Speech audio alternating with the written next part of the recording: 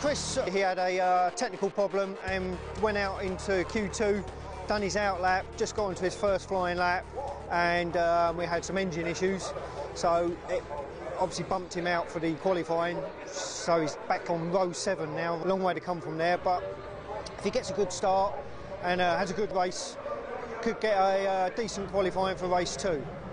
With James, he's struggled a little bit this weekend with finding the right grip levels, and we've done a couple of changes now in this morning. He tried it in morning warm-up, so we're good to go for the race, and hopefully great race for James and a good grip position for race 2. We kind of starting to, as you insinuate, work out where we are in the championship, and the clear pace setters to date have been Shaky and Brooksy, and they ride for 2 great teams, and we are close to what they can do. And at Snetterton, I hope that we'd be a little bit closer, but in actual fact we're probably a fraction further away. But it gives us a clearer idea about where to go next, and we're starting to get a good idea of what we need to work on to close that gap.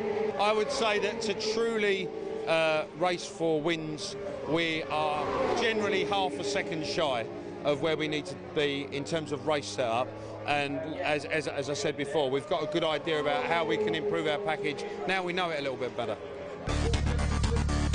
We want to support our sponsors in the same way that they support us. We want to support their brands, promote their involvement in our sport, and we found one of the best ways to do that is bring their guests, them and their guests, to the pit lane, to the garage in a controlled way, and actually let them almost see, feel, touch what we're all about. They live off of they'll go away knowing that when the cameras poke inside this garage throughout the weekend, they've seen the same things and they've been there and experienced that.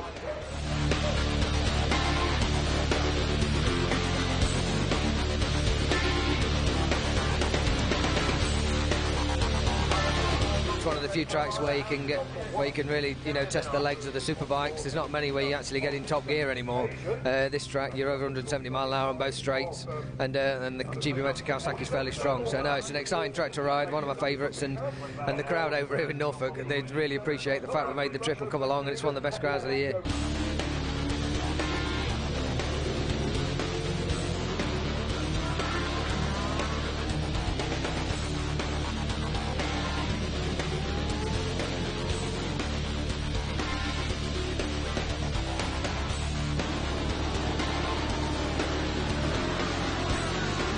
And number 77, a great start for James Ellison, looking towards the back of the field. There he is, going through picture now. He is, yep. Stalker has come from 20th to 8th place before the pace car came out, before the safety car came out. One thing about Chris, he can always make a start. Yeah. Lots of motocross experience, good at getting out the gate. So he's always called it the Stalker start. The Stalker start. Yeah.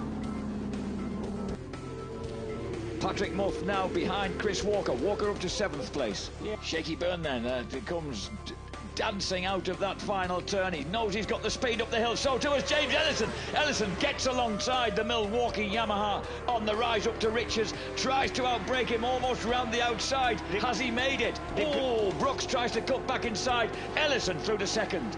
They've got to watch out, because if they start beating each other up, you know what's going to happen. Shane Byrne's going to be away, and this will happen. This is exactly what I mean. These guys need to be a little bit clever about this.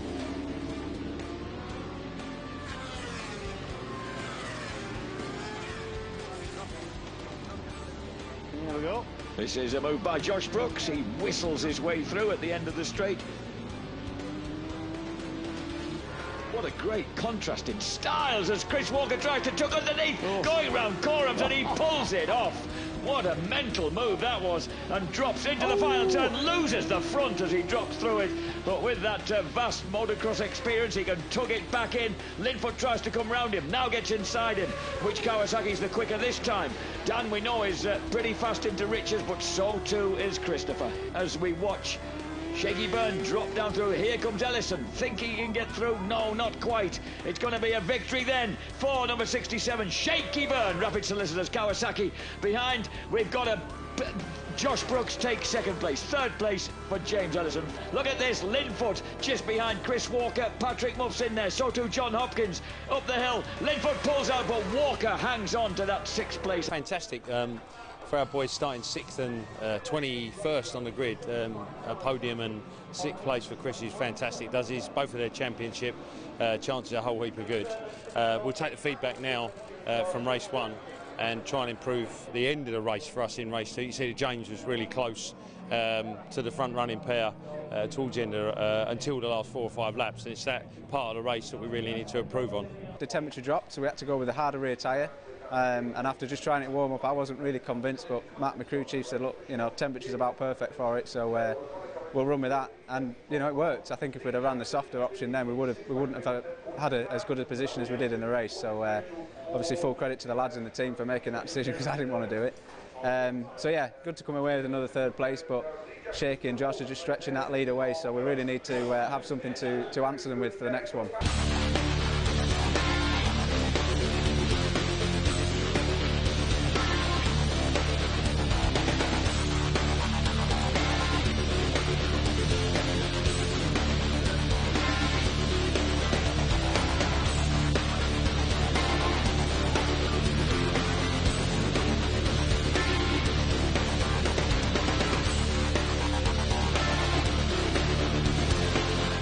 Now then, watch Shaky. He got a lightning start first time out, and he gets another one. Wow, so too alongside him there's Josh Brooks, and they're side by side down towards the first turn at Richards. Brooks desperate to get there in front of Shaky, and he does at last manage to do that. Look at Walker just cleaving his way through up on the inside. Here comes Ellison, cutting past Kianari. I think Brooks for his. Brooks has gone down! Oh, Josh, he was on the limit, and he crawls off the side. He really clouted himself there.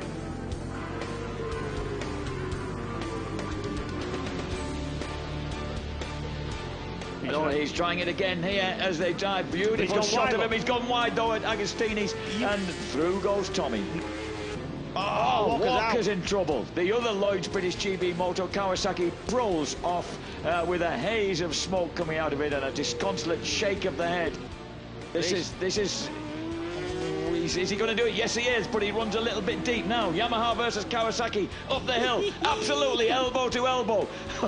Ellison cuts across in front of the Yamaha. He needs to try and keep that on. Is he finally going to break his duck and move out of 3rd place? He's now into 2nd, into the final lap. Perfectly timed for the Cumbrian. Wins the 2nd race of the day. 2nd place finally for James Ellison, ahead of Tommy Bridewell. For him not to finish a disaster, this is really bittersweet, because in some ways we'd rather drop a couple of places here and make sure Chris got home, but until we know more we won't know. But we've been moving the bikes on and trying to do the best job we can for him at Knockhill in a couple of weekends. If you look at the pace, the battle that was going on behind Shaky in that 2nd race, I think there was some strong and weak points for the Yamaha and the Kawasaki, but James was in a position to fight for 2nd and 3rd. Unfortunately, Brooksy made a mistake, and I think once we passed Tommy with a lap to go, we pulled the pin. He pulled the pin and made the gap and brought home for 2nd, so I'm really pleased for him. But despite the fact that he's got a really credible podium record, he was getting a bit fed up with 3rd, so fantastic performance from him. You know, 2nd place is obviously better than 3rd, but I'll take that. You know, it feels like a win. I don't think we could have got the win this weekend. Shaky was on the ball from Friday morning, you know, so to come away with the 2nd place. It was unfortunate with Josh going down, because I really did feel like we had the pace to stay with them, you know, even if Josh stayed in the race. So hope he's all right, because you know he's a pivotal part of the championship. So hopefully he'll be back for Knockhill and fighting with us again there.